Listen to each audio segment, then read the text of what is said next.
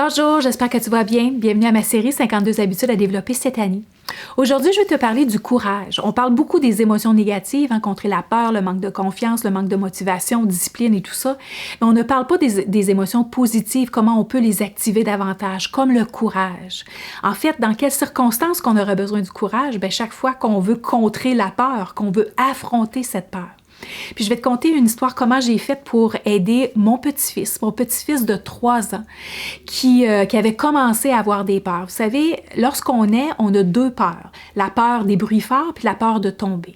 Tout le reste, c'est des peurs qui nous ont été acquises. Principalement, c'est emmagasiné par l'enfant, par ce qu'il entend, par ce qu'il voit, par toutes les perceptions qu'il se fait, puis comment c'est interprété dans sa petite tête. Il n'a pas la possibilité de rationaliser, mais qu'est-ce que les gens autour de lui disent? Ça peut être des amis, ça peut être donc d'autres enfants, ça peut être des parents, et puis il y a des perceptions qui se créent et il y a des peurs qui se créent.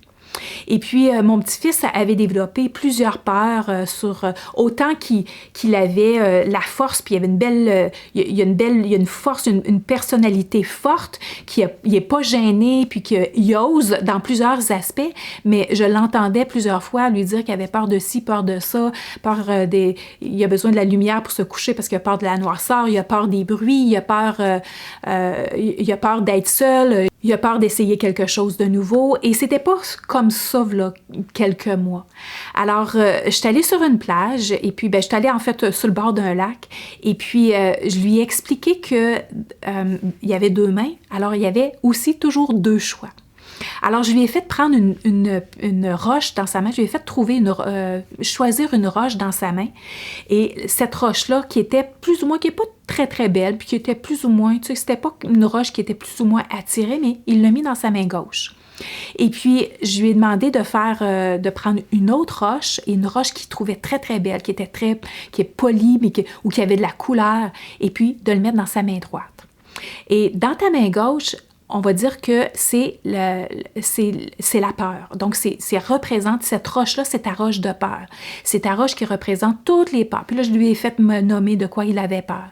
Et puis, je lui ai dit, dans ta main droite, c'est la roche que tu aimes, la roche que tu adores, la roche qui t'énergise beaucoup, qui te donne beaucoup d'énergie, c'est la roche du courage. Puis, je lui ai expliqué qu'est-ce que le courage faisait.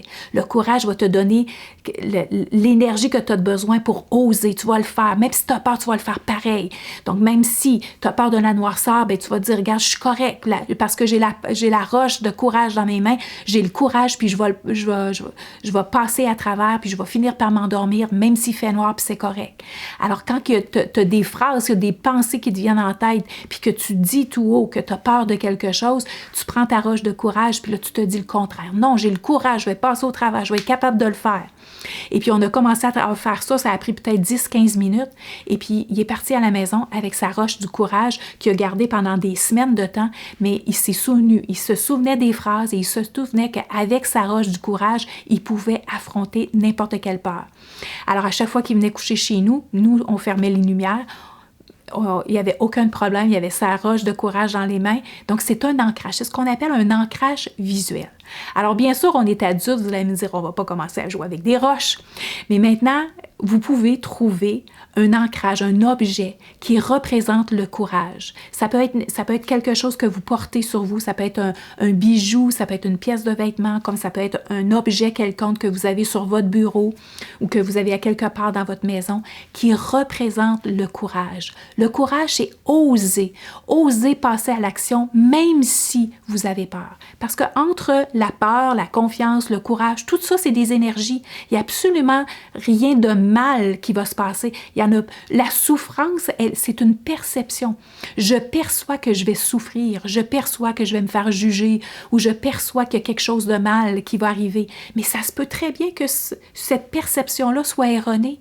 Alors, entre la peur ou le courage, c'est tout simplement une idée, une perception avec des phrases clés qui vous amènent à vous donner l'énergie. Le courage élève l'énergie pour vous amener à passer à l'action, tandis que la peur, elle draine votre énergie, elle vous immobilise dans l'inaction.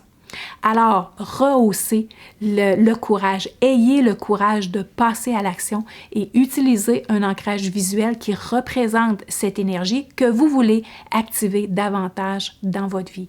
toutes les fois où est-ce que vous avez peur, vous pouvez très bien faire comme mon petit-fils Mason, avoir dans votre main la roche du courage, puis passer à l'action. Alors voilà, j'espère que ça vous aide. À la prochaine.